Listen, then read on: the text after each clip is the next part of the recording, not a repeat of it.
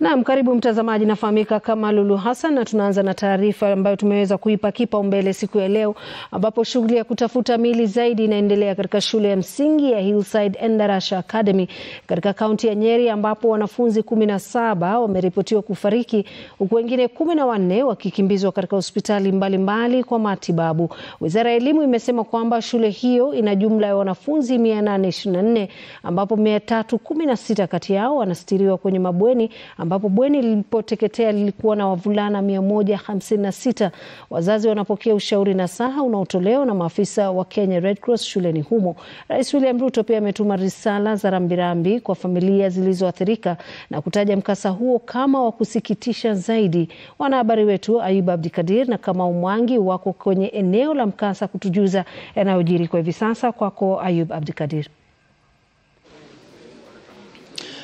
Yes, Lulu, good afternoon. Live from the Hillside Academy here in Kieni West in Kieni constituency, where the community here woke up to the shocking realization of the dormitory that had more than 152 learners which had caught fire. The incident yet to be established. That process is ongoing at the moment. The forensic team from the Directorate of Criminal Investigations, the DCI, is here combing through what happened in that dormitory and sealing of the area, and no one can access that place until they will finish the exercise, as well as the visit by the Interior and National Administration Cabinet Secretary Professor Kithure Kindiki, who at the moment is being briefed by the County Commissioner and the other leaders, among them the Principal Secretary at the Ministry of Education for Basic Education, Principal Secretary Belio Kipsang, and the County Governor Mutahi Kahiga.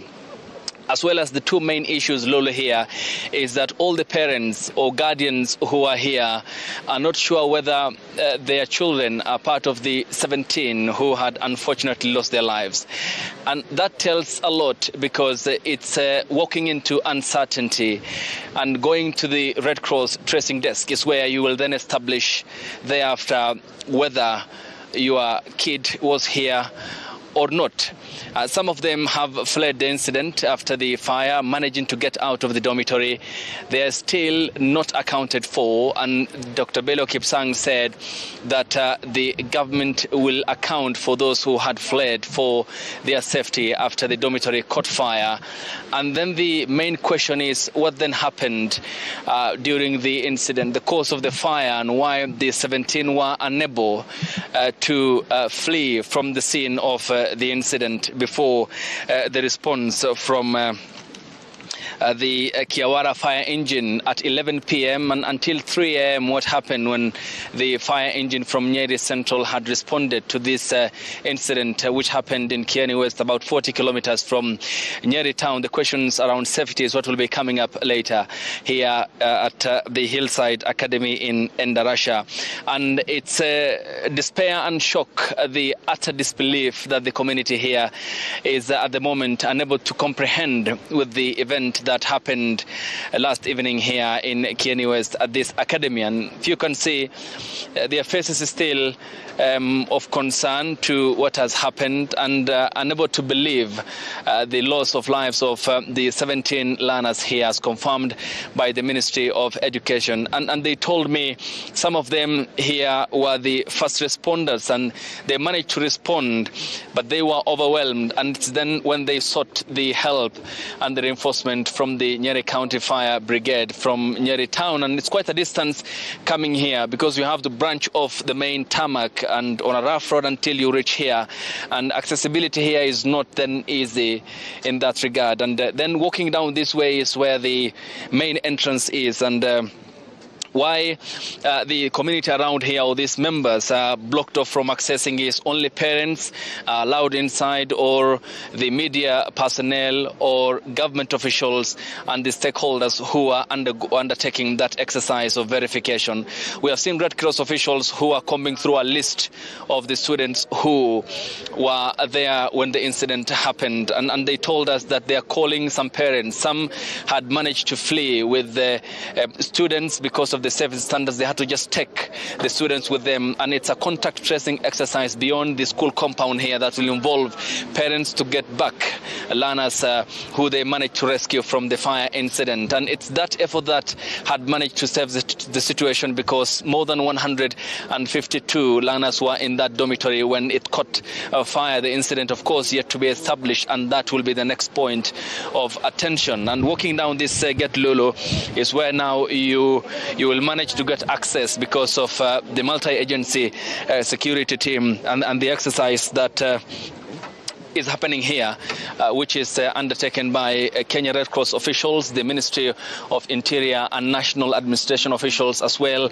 and the Ministry of Education, who are undertaking this exercise with a lot of caution, given the sensitivity around the uncertainty which continues to engulf parents here. And we'll be taking you down the room where the Red Cross officials are and meet some parents, and some say they're not sure whether their children are part of the 17. And that is the next stage that will be very crucial, because how you even convey that information will be of utmost importance, and the significance that bears, the psychological stability and the essence of withstanding that mentality, the psychological state of parents here is what's then the next point of focus. And that exercise is being undertaken by the Kenya Red Cross officials to just take you there and see the list of learners that they're going through, of the 150 plus learners who were in the dormitory when the incident happened.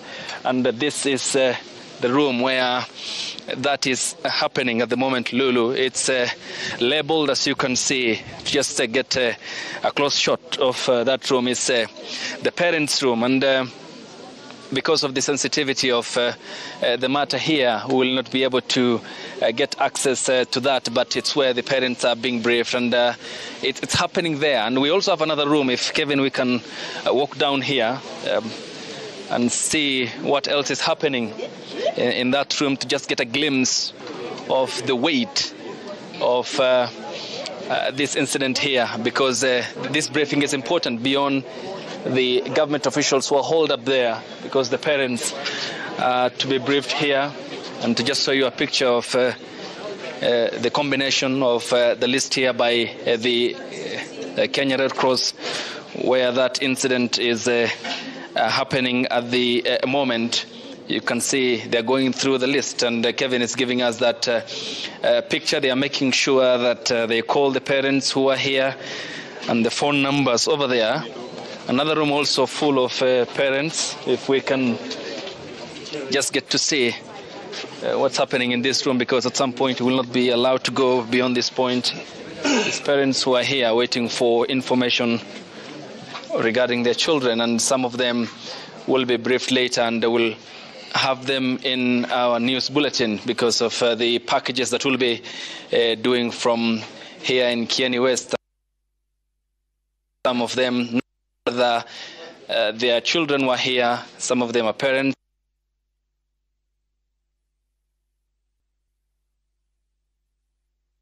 Na mtazamaji, ama kwa hakika ni hali ngumu, hasa kwa mzazi ambaye hajui hatima ya mtoto wake ni ipi, lakini wako katika chumba wakisubiri kupewa taarifa. Na vile vile tuliweza kuona shirika la Msalaba Mwekundu pia likipitia orodha ya wanafunzi 156 ambao waliokuwa katika bweni hilo. Kama tumeona, Ayub Abdikadir aliweza kutueleza jinsi